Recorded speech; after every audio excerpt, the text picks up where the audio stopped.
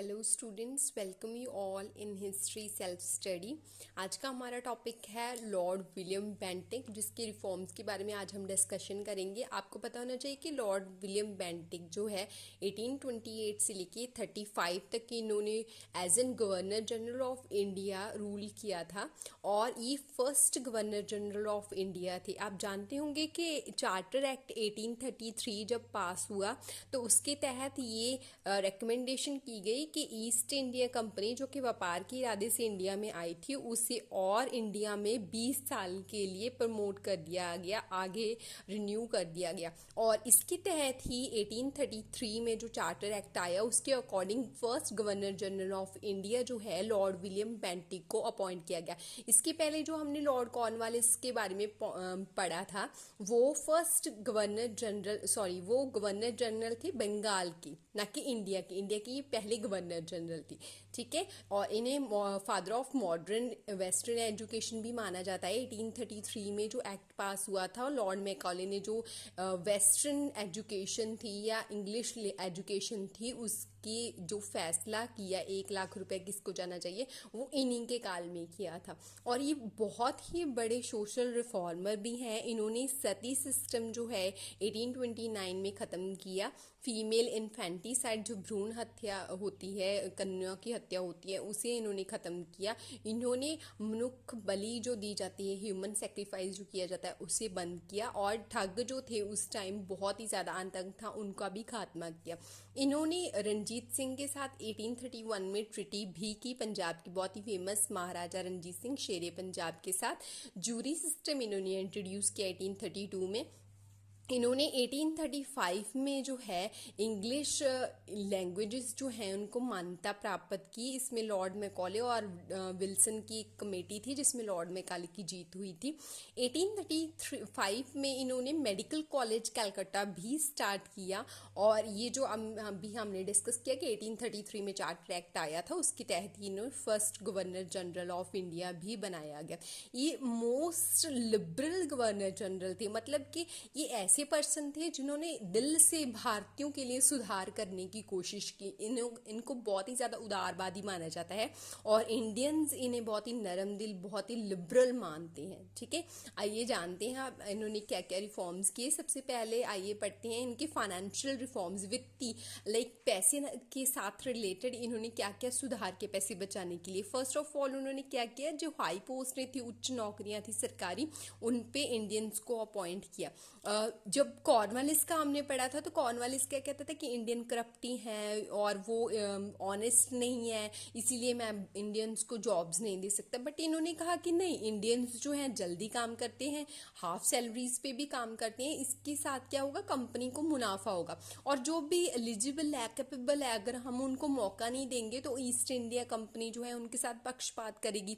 तो इन्होंने क्या किया कि इंडियंस को भी हाई पोस्ट पे अपॉइंट करना स्टार्ट कर दिया। ठीक है, नेक्स्ट है कि सिविल प्रशासन में जो है इन्होंने पैसे की बचत की। कैसे की उन्होंने, जो भी लॉर्ड कॉर्नवालिस ने ऐसी जॉब्स स्टार्ट की थी जिनको सैलरी तो दी जाती थी बट उनका काम नहीं था। जैसे 4 सर्किट अदालतें हम देखते हैं कि उन्होंने 4 प्रांतक अदालतें पटना, मुर्शिदाबाद, ढाका, कलकत्ता में स्टार्ट की थी, तो इन्होंने वो ख़त्म कर दी। उन्होंने कहा काम तो ये कर नहीं रही हैं और इनको सैलरीज देनी पड़ती हैं जजेस को, और वहाँ पे जो भी लॉयर्स हैं उनको, क्लरिकल स्टाफ है उनको। तो इन्होंने क्या किया, वो ख़त्म कर दी और ये सारे जो है पैसा वो कहाँ चला गया, फाइनेंशियल रिफॉर्म्स में, मतलब खजाना भर गया।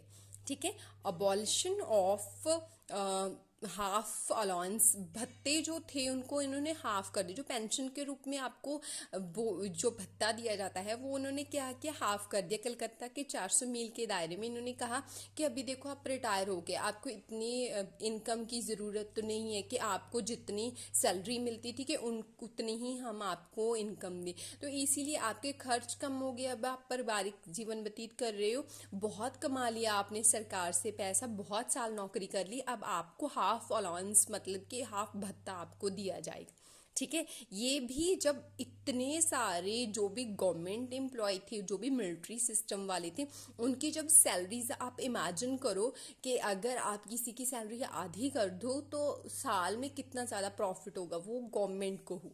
नेक्स्ट आ जाता है ओपियम ट्रेड। इन्होंने क्या किया कि ओपियम बहुत ही रिच सोर्स था इनकम के लिए, तो उन्होंने कहा कि देखा कि जब बड़े बड़े कंपनीज जो हैं, बड़ी बड़ी जो जैसे ईस्ट इंडिया कंपनी यहाँ पे आई हुई थी, फ्रांसीसी भी थे और पुर्तगालीज भी थे, वो भी ओपियम का ट्रेड करते थे। ओपियम का बहुत ट्रेंड था कि अलग अलग देशों में ये जाता था, और इसलिए इन्होंने क्या किया, 1830 में ये कंपल्सरी कर दिया कि बॉम्बे बंदरगाह से ही ये जाएगा, ये ट्रेड हुआ करेगा।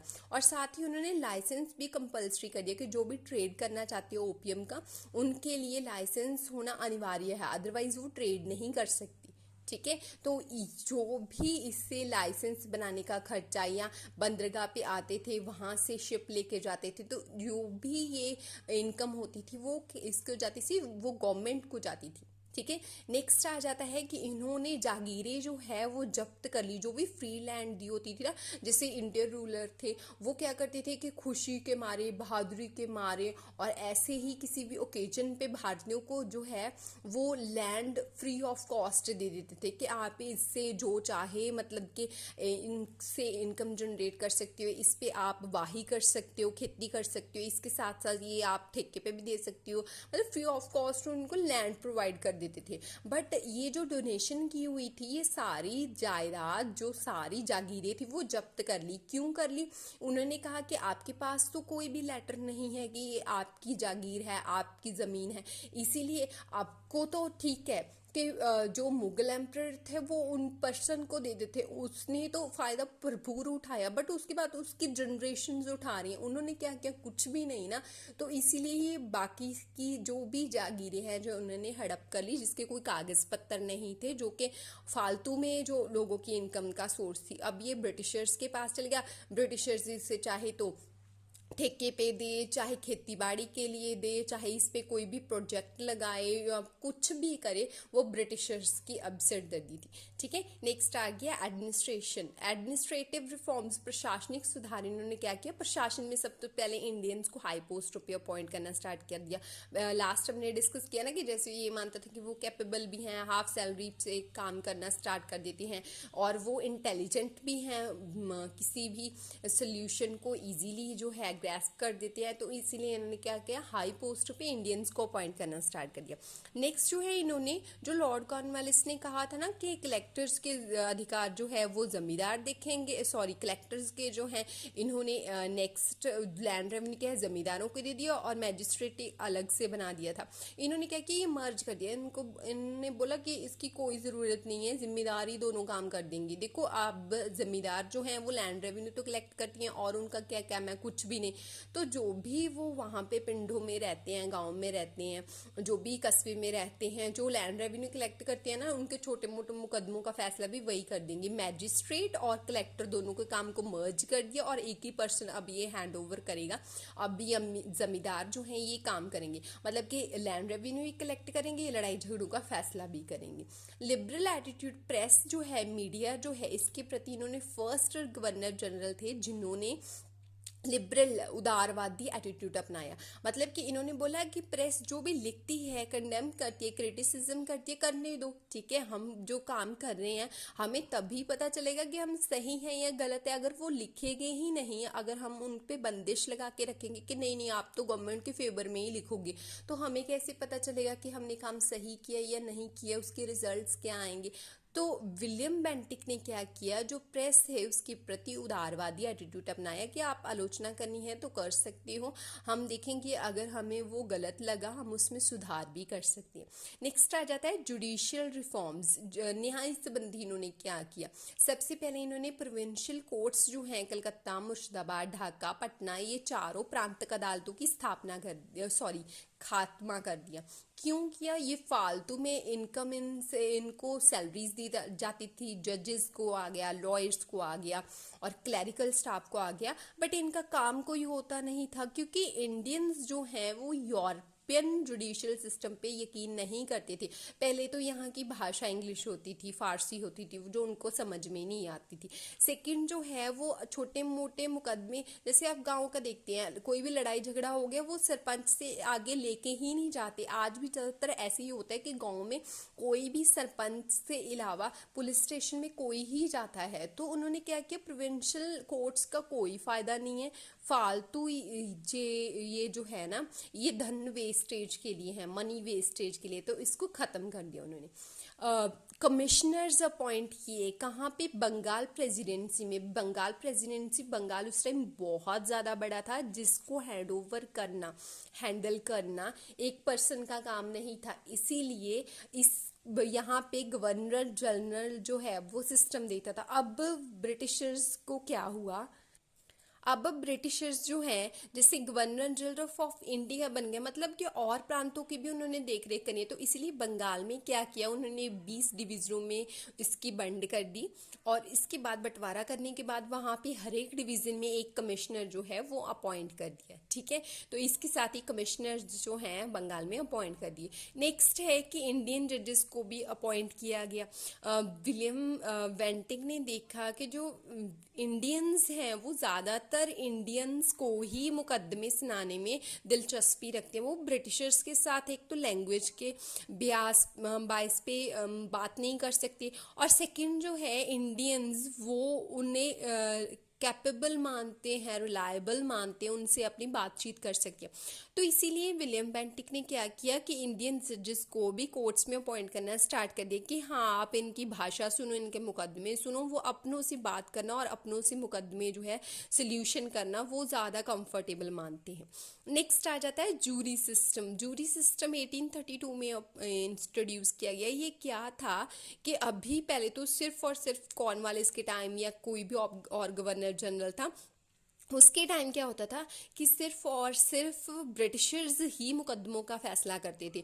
इंडियंस उन्हें विश्वास योग्य नहीं मानते थे, ना ही उनके पास आते थे। इसीलिए अभी क्या किया कि यूरोपियन जजेस के साथ साथ वो एडवाइस लेंगे जो पढ़ी लिखी इंडियन क्लास है, उनके जो भी काजी हैं, मुफ्ती हैं, जो भी पढ़े लिखे इंडियंस हैं, उनके साथ हेल्प के लिए अपॉइंट किए गए।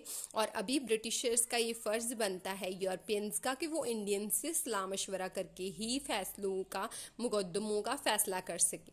ठीक है, नेक्स्ट उन्होंने क्या किया कि पर्शियन फारसी भाषा की जगह जो भी स्थानिक भाषाएं थी वो कोर्ट में लागू कर दी। कि जैसे इंडिया में हम जानते हैं कि इंडिया प्रांतों के बेस पे काफ़ी लैंग्वेजेस में बांटा हुआ है।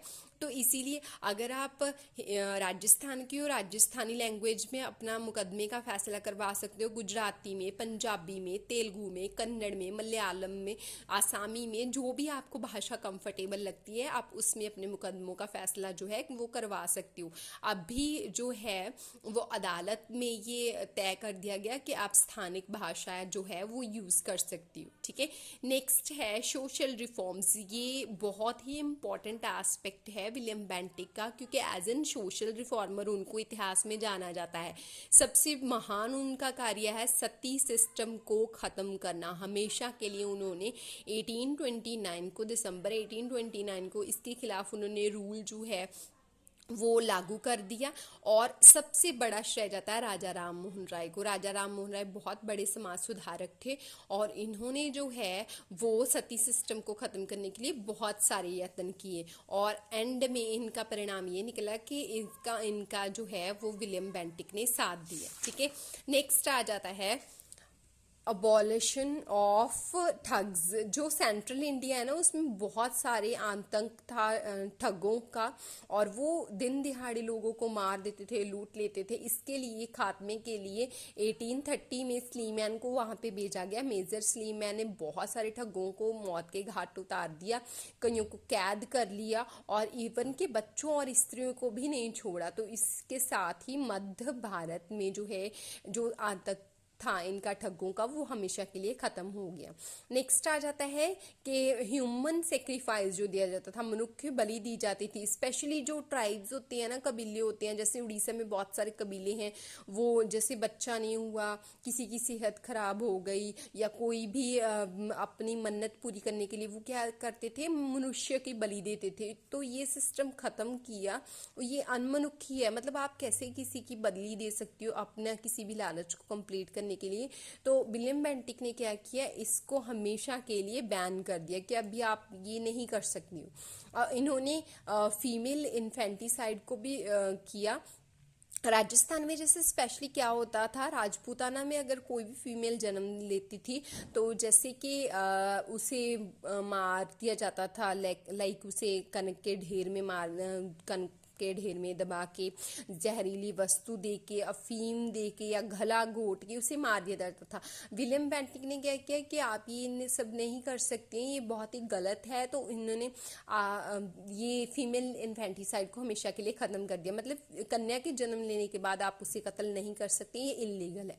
आप जानते हैं कि महाराजा रणजीत सिंह की जो माता थी राजकौर, उनके साथ भी ऐसा ही हुआ था। जब उन्होंने जन्म लिया उन्हें मारने की कोशिश की गई, बट जो उनके चाचा थे अजीत सिंह, उन्होंने बचा लिया था।